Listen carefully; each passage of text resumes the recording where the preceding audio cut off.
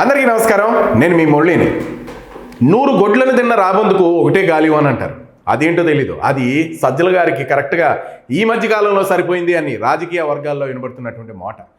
వైఎస్ఆర్ కాంగ్రెస్ పార్టీలో సజ్జల వ్యతిరేకంగా ఒక్కొక్కరు ముందుకు వస్తున్నారు. తాడేపల్లిలోని జగన్మోహన్ రెడ్డి నివాసం ముందు మొన్న బోరుగడ్డ అనిల్ కుమార్ తన భార్యతో కలిసి హఠాత్తుగా అక్కడ ఒక ధర్నానో లేదో అంటే వీధిలో కూర్చుని తన ఆవేదన వెళ్ళకెక్కడం అంటారో ఏమంటారో మరి మొన్న చూసాం కదా మనం. అయితే ధర్నా కూడా దిగారు. ఏపీ రాజకీయాలతో పాటు వైఎస్ఆర్ కాంగ్రెస్ పార్టీలో ఇది ఒక గట్టి కుదుపు అన్నమాట. ఎట్లాంటి కుదుపు అంటే జగన్మోహన్ రెడ్డి గారు బోరుగడ్డ అనిల్ లాంటి పక్కన పెట్టాడు అని అంటే, సజ్జల రామకృష్ణారెడ్డి గేటు దాటొద్దు అని హుకుం జారీ చేశాడంటే, అరే మనకలాంటి వాళ్ళ పరిస్థితి ఏంట్రా అని ఇప్పుడు పార్టీలో ఉన్నటువంటి కింది స్థాయి నాయకులు కానివ్వండి, కింది స్థాయి కార్యకర్తలు కానివ్వండి, లేదు పేటీఎం బ్యాచ్ కానివ్వండి, ఎవరైతే ఉన్నారో వాళ్ళందరూ కూడా చాలా ఆలోచనలో పడిపోయారట. ఇక జగన్మోహన్ రెడ్డిని కలిసేందుకు వెళుతున్నటువంటి తనను సజ్జల రామకృష్ణారెడ్డి కోటరీ అడ్డుకుంటుందని, తన మీద కావాలని రౌడీ షీటర్ ముద్ర వేయించిందని, రాజకీయంగా బలి తీసుకుంటున్నారని అనిల్ కుమార్ ఆరోపించారు కదా. అయితే ఇది కేవలం పబ్లిసిటీ కోసం మాత్రం చేసింది కాదండి. దీని వెనుక పెద్ద వ్యూహం ఉందట. అది దేనికోసం అనంటే, సజ్జల రామకృష్ణారెడ్డిని అంటే వైసీపీ పార్టీ నుంచి బయటికి గెంటేయాలి అన్న ఆలోచనతో ముందుకు వెళ్ళింది అని అంటున్నారు మరి రాజకీయ విశ్లేషకులు. అయితే ఇది ఎట్లా అన్నది మనం ఇప్పుడు ఆలోచిద్దాం.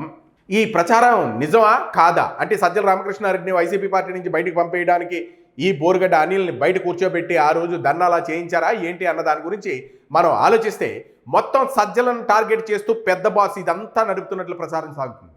ఎవరు పెద్ద బాస్? జగన్ గారు. సజ్జల రామకృష్ణారెడ్డికి వ్యతిరేకంగా చాలా గొంతులు వైఎస్ఆర్ కాంగ్రెస్ పార్టీలో పైకి లేస్తాయన్న ప్రచారం జరుగుతుంది. అయితే ఇప్పటి వరకు జగన్మోహన్ రెడ్డిని కలవాలి అని అనుకుంటే చాలామంది ఈ కోటరీ దగ్గర ఆగిపోవలసి వచ్చింది. ఎవరికి కూడా జగన్మోహన్ రెడ్డి గారి దర్శనం దొరికేది కాదు. ఎవరి నియోజకవర్గాల్లో ఆయా నియోజకవర్గ మంత్రులు వెళ్తేనే తప్ప, లేదు ఆ నియోజకవర్గాలకి జగన్మోహన్ రెడ్డి గారు వస్తేనే తప్ప ఆ మంత్రులు కానివ్వండి, ఎమ్మెల్యేలు కానివ్వండి, ఏదో కాస్త దూరం నుంచి చూసే భాగ్యమో, లేదు అని అంటే పక్కన కూర్చున్నటువంటి ఆ భాగ్యమో కలిగేది. అంతేగాని జగన్మోహన్ రెడ్డి గారికి వెళ్ళి ఆ నియోజకవర్గంలో ఉన్న సమస్యలు కానివ్వండి, వాళ్ళ బాధలు కానివ్వండి, లేదా ప్రజల సమస్యలు కానివ్వండి, ఏమైనా సరే చెప్పడానికి ఉండేది కాదు. ఎందుకు అని అంటే అక్కడ సజ్జల రామకృష్ణారెడ్డి గారు ఉంటారు. సజ్జల రామకృష్ణారెడ్డి గారిని దాటుకుని వెళ్ళాలి అని అంటే మంత్రి పదవి ఉంటుందో ఓడుతుందో, లేదు మళ్ళీ వచ్చే ఎన్నికల్లో మనకు సీట్ ఇస్తారో లేదో, 1,00,000 భయాలు ఉంటాయి కదండి. ఆ 1,00,000 భయాల్లో మరి ఇది ఒకటి. అందుకని సజ్జల రామకృష్ణారెడ్డి గారిని చూస్తే భయం వేసేది. మరి అయితే ఇప్పుడు రామకృష్ణారెడ్డి గారికి వ్యతిరేకంగా చాలా గొంతులు బయటకు వస్తున్నాయి.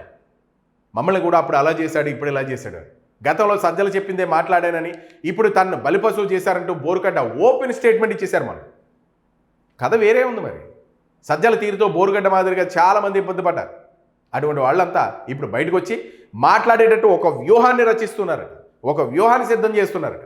సజ్జల రామకృష్ణారెడ్డి తీరుతో పార్టీకి ఎటువంటి ఇబ్బందులు ఎదురయ్యాయో సంచలనాత్మక ఆధారాలు, లీకులు త్వరలోనే బయటకు రానున్నట్లు తెలుస్తుంది. అందులో భాగమే బోరుగడ్డ సడన్ ఎంట్రీ అని ప్రచారం కూడా జరుగుతుంది. ముఖ్యంగా సజ్జల వారి వల్ల వైసీపీ పార్టీకి ఎంత నష్టం జరగాలో అంత నష్టం జరిగిపోయింది. అంత నష్టం జరిగిన తర్వాత 11 సీట్లకు పరిమితమైంది వైసీపీ పార్టీ. అంటే కని విని ఎరగని రీతిలో వైసీపీకి 11 సీట్లు వచ్చాయి అని అంటే ఇదంతా సజ్జల ఎఫెక్ట్ అనే మాట అయితే వినబడుతుంది. అయితే సజ్జల వైఖరిలో మార్పు గురించి వైఎస్ఆర్ కాంగ్రెస్ పార్టీ అధికారంలోకి వచ్చిన తర్వాత రామకృష్ణారెడ్డి పాత్ర బాగా పెరిగిపోయింది. అది మనందరికీ బాగా తెలుసు. ప్రభుత్వంతో పాటు పార్టీలో తన పట్టును పెంచుకుంటూ నెంబర్ 2 స్థాయికి ఎదిగిపోయారు. ఆటోమేటిక్గా ఏ మంత్రి మాట్లాడాలన్నా, లేదా ఏ నాయకుడు మాట్లాడాలన్నా సకల శాఖ మంత్రిగా తానే వ్యవహరించారు. అది మనందరికీ తెలిసినటువంటి ఓపెన్ సీక్రెట్. కానీ పార్టీ ఓడిపోయిన తర్వాత ఆయన వైఖరిలో చాలా మార్పు వచ్చింది. ఆయన తీరుతోనే పార్టీకి ఈ పరిస్థితి వచ్చిందన్న విషయం జగన్మోహన్ రెడ్డి గారికి క్లారిటీ వచ్చింది. మరి పొలిటికల్ మేనేజ్మెంట్లో సజ్జల సమర్థత లేదని, అలాగే ఆయన వైఖరి వల్ల పార్టీకి మేలు కంటే క్యాడర్లో పెరుగుతున్నటువంటి తీవ్ర అసంతృప్తి, ఇది నష్టం ఎక్కువే జరుగుతుంది అని పార్టీ హైకమాండ్ గుర్తించినట్లు తెలుస్తుంది. మరి త్వరలోనే నెంబర్ 2 స్థానం నుంచి సజ్జలు పీకేస్తారట. మరి ఆపరేషన్లో భాగంగానే బోరుగడ్డ అనిల్ తెర మీద తెచ్చారన్న ప్రచారం అయితే జరుగుతుంది. ఏది ఏమైనా సజ్జల మీద ఉన్నటువంటి నమ్మకాన్ని మొత్తం అందరూ కోల్పోయారు. సజ్జల రామకృష్ణారెడ్డిపై అధినేత జగన్మోహన్ రెడ్డి గారు కూడా నమ్మకం పోయిందట. వైఎస్ఆర్ కాంగ్రెస్ పార్టీ వర్గాలు అయితే బాహాటంగా చర్చించుకుంటున్నాయి. అందుకే ఆయన స్థానంలో పార్టీని గాడిని పెట్టడానికి మరి గతంలో చక్రం తిప్పిన మాజీ ఎంపీ విజయసాయిరెడ్డిని పార్టీలోకి తీసుకురావాలన్న డిమాండ్ బాగా పెరిగిపోతుంది. మరి విజయసాయిరెడ్డి గారు చూస్తే నేను వ్యవసాయం చేసుకుంటున్నాను అనేసి కాస్త పొలాల్లో ఉన్నారు. అయితే పార్టీకి దూరంగా ఉన్నారు. అయినా విజయసాయిరెడ్డి గారిని పార్టీలోకి ఎంట్రీ చేయించడానికి సంబంధించినటువంటి చర్చలు అయితే చురుగ్గా సాగుతున్నాయని అంటున్నారు. ఈ తరుణంలోనే సజ్జలకు వ్యతిరేకంగా ఇలాంటి తిరుగుబాటు అస్త్రాలు బయటకు రావడం అనుమానాలకు తావిస్తుంది అని అంటున్నారు. ఈరోజు బోరుగడ్డ అనిల్ అంటే నిన్న కాక మన బోరుగడ్డ అనిల్ బయటకు వచ్చాడు. మళ్ళీ రేపు ఎవరు వస్తారో ఎల్లుండి ఎవరు వస్తారో అంటే సజ్జల వారి ద్వారా ఇబ్బందులకు గురైనటువంటి నాయకులందరూ కూడా తెర మీదకి వస్తారు. వచ్చి సజ్జల వాళ్ళకి చేసినటువంటి అన్యాయం గురించి బాహటంగా మాట్లాడి వైసీపీ పార్టీ నుంచి సజ్జలను గెంటేస్తే తప్ప వైసీపీ పార్టీకి మరొక వెలుగు రావాలి అని అంటే అటువంటి వాళ్ళు ఉండకూడదు అనేసి పార్టీ నాయకులు బాహటంగా చర్చించుకున్నటువంటి సందర్భం అయితే కనబడుతుంది. తాడేపల్లి ప్యాలెస్ ముందు కూర్చున్నటువంటి ఆ బోరుగడ్డ అనిల్ కూడా ఎన్నోసార్లు చాలా విషయాలు మాట్లాడుకుని వచ్చాడు. నేను 9 నెలలు జైల్లో ఎందుకు ఉండాలండి, నాకు ఉండవలసిన పని ఏంటి అని మాట్లాడాడు. అలాగే నేను జైల్లో ఎన్నో ఇబ్బందులు గురయ్యాను, 3rd డిగ్రీ నేను తీసుకోవాల్సి వచ్చింది, నేను వైసీపీ పార్టీ గురించి మాట్లాడినందుకే కదా అటువంటి విషయాలన్నీ కూడా నా మీద లేనిపోని అన్ని పెట్టి జైలుకు పంపించారన్న మాటలు కూడా వినపడ్డాయి. కానీ సీత కష్టాలు సీతవే పీత కష్టాలు పీతవే అన్నట్టు ఇక్కడ బోరుగడ్డ అనిల్ తనకు ఉన్న స్టేటస్ అంటే తనకు ఉన్నటువంటి లిమిట్స్కి మించి మాట్లాడడం వల్ల తనకు అన్ని కష్టాలు వచ్చాయి. ఆ విషయం అప్పుడు గుర్తించలేకపోయాడు. ఎందుకు అంటే మళ్ళీ జగనన్నే అధికారంలోకి వస్తాడు అన్న ఒక రకమైన పొగరు ఒగరు వేడి ఇవన్నీ కూడా అప్పుడు తనలో బాగా కనిపించాయి. ఆ వీడియోల్లో మీరు సోషల్ మీడియాలో ఇప్పుడు కూడా అవి చక్కెర్లు కొడుతున్నాయి. ఆ వీడియోలు చూస్తే ఆ పొగరు ఒగరు ఇవన్నీ కూడా జైలుకి వెళ్ళి వచ్చిన తర్వాత తగ్గిపోయాయి.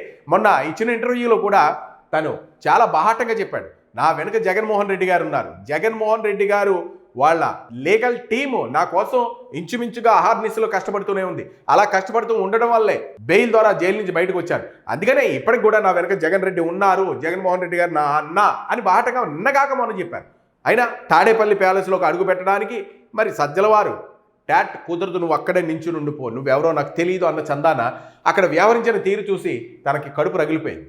అరే నేను పార్టీలో ఎంత చేశాను, ఆ రోజు నువ్వు వాటర్ బాటిల్ చేతిలో పెట్టి మూత తీసి నాకు వాటర్ ఇచ్చి కాఫీ ఇచ్చి నువ్వు పార్టీలోకి రా అని ఆహ్వానించావు. నేను వచ్చాను, వచ్చిన తర్వాత విచ్చలవిడిగా నేను రెచ్చిపోయాను, రెచ్చిపోయిన తర్వాత జైలుకి వెళ్ళాను, జైలుకి వెళ్ళి వచ్చిన తర్వాత నువ్వు ఇచ్చే ఆత్మీయ సత్కారం ఇదేనా అనేసి పాపం తన బాధ ఏదో తను గోడు వెళ్ళబోసుకుంటున్నాడు.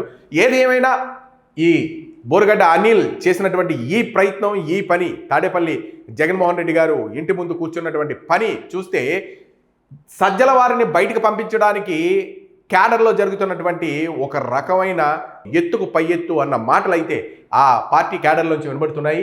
మరి సజ్జల ఇప్పటికీ కూడా పార్టీలో ఉంటే పార్టీకి చాలా చేటు జరుగుతుంది. అతని వల్ల ఇప్పటికే 11 సీట్లకు పరిమితం అయిపోయాం.